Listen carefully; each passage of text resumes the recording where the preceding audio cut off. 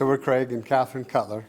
On August 9th of 2013, I was riding my bike at the top of a large mountain and was coming down the mountain on a switchback, and a car, at this blind switchback, a car turned in front of me, and I slammed into the side and, shattered this side of my rib cage when I came in contact with the side view mirror.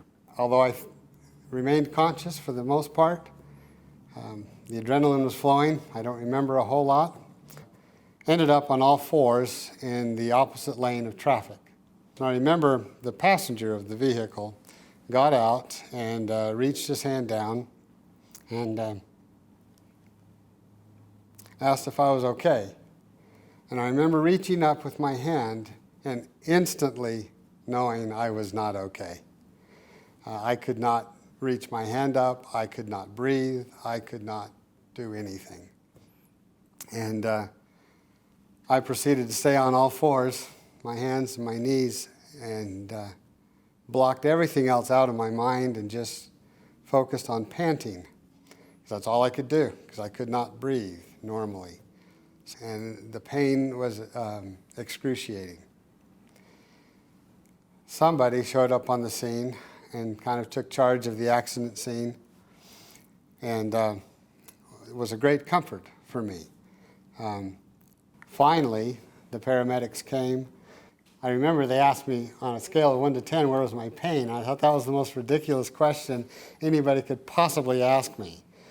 The pain was not on that spectrum. It is far beyond that. The last thing that I really remember was going into an operating room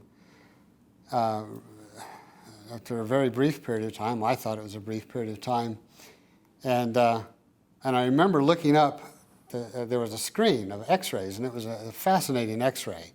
They pointed out to me, they looked at this 3D CT scan, and they said, look, there's the side view mirror right there.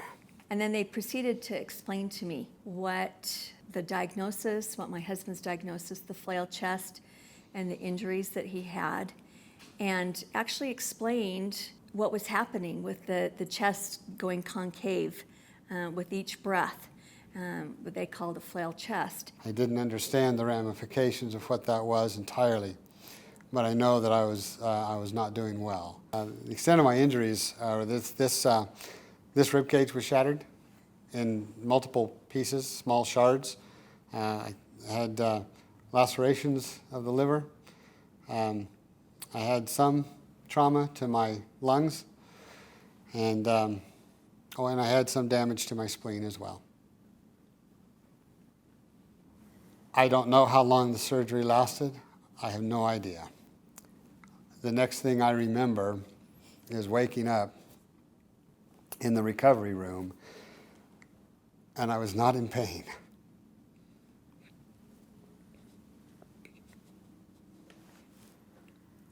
And I could breathe. I could breathe, and it didn't hurt. And that was perhaps, that is a memorable moment for me, one of those life-changing moments. Coming out of that, I was in the ICU just overnight, and they came and checked on me the next morning, and honestly, I could breathe, I could get up, I could move. The pain that I did experience was nothing like what it was the day before. It was kind of a normal pain when somebody slices you open. And I remember shortly after going recovery, and I think I was even still in the ICU, they had me get up and walk around, and I could walk just fine. And I thought, a few hours really before this, I was riding my bike for 100 miles and enjoying it. And then everybody was really happy that I could walk around the nurses' station a few hours later. We stayed on medications. They moved me onto the floor out of the ICU the next day. I worked with the physical therapist and the occupational therapist for a week. I don't think I understood clearly what my life would have been like if we had not plated my ribs back together. I've since learned that my life would have been much different than it is today. I have learned that I probably never would have been able to go biking again. I probably never would have been able to run again. I probably never would have been able to do the simple things that brought me joy in this life. If I had not been able to do that,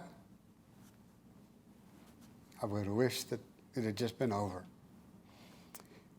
So it was at that point.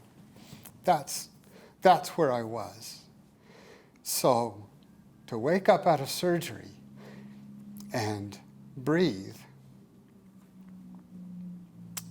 and not be in pain meant the world to me. You know, my recovery time from this surgery I thought was spectacular. I spent a week in the hospital with a chest tube in, but felt great. Certainly, for that week, I had to stay up on my pain meds, obviously. I spent another 2 weeks at home before going back to work, but I was able to go back after about 3.5 weeks, if I recall. You had to be off the medications before you could go back. So the you were heavy ones. completely off So of I was off any narcotics. the narcotic painkillers.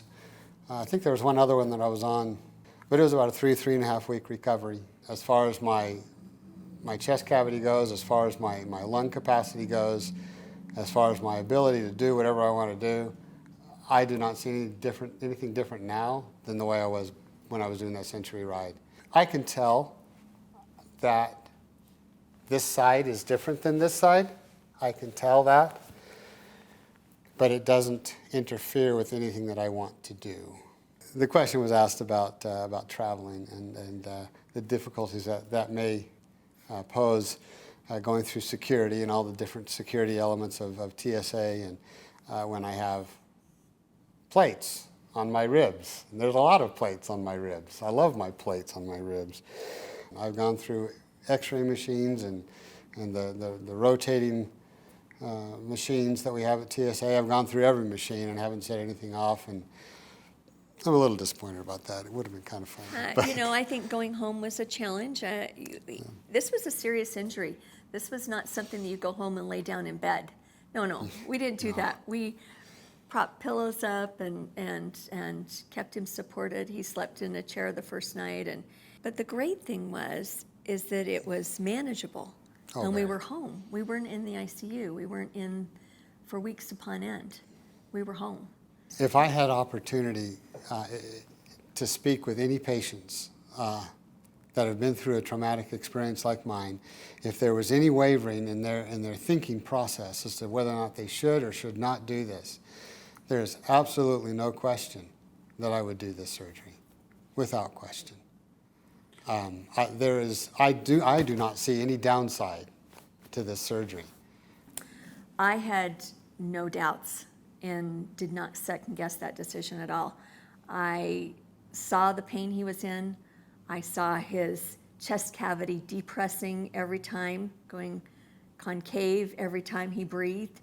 And then I saw the CT scan, and there were no second guessing. We needed to do surgery. So it's just not the exercise. It's also being able to lift your grandchild up and throw him up in the air and being able to interact with family. It's those types of things that are so important that if we hadn't done this, we could have potentially missed out. One of the things that we may not think about when we think about chest wall injuries is that if you have prolonged pain, you're going to need relief from that pain. And currently, in medical science, we treat that pain with opioids. And we all know that across the nation, we have an opioid crisis. The ability to do plate surgery and to have a recuperative period of just 3 weeks, and then to be completely opioid-free. You can take Tylenol and other things, but to be completely opioid-free in 3 weeks and be able to move on with your life, I think is really significant. In my mind, and I recognize that every situation may be different, but in my opinion, with an injury that was as extensive as mine was, there's absolutely no reason not to have rib plates put on. I can't tell you all the benefits of this. It is ridiculous to me to think that anyone would even want to put it off. I was fortunate in that the doctors were able to get me into surgery right away. The wounds were still very fresh. They had not healed inappropriately or begun that healing process inappropriately. Because the technology of the 3D CT scans was there, because we had the surgeons available, and because it was all there together, I was able to get into surgery essentially immediately. Within that same afternoon that the accident happened, there's absolutely no way that I would ever consider not having this surgery done. This is the absolute standard. It should be the standard of care for an injury that I sustained. People can sustain this injury, I'm sure, in many different ways. Maybe a horse kicks them. Maybe they fall off a boat and land on their side. They have a bike accident like mine, a motorcycle accident. There's a variety of ways we can mess up our chest cavities. When it's shattered like mine was, this is the standard of care, without question. And anybody who would consider anything different than that needs to rethink that standard.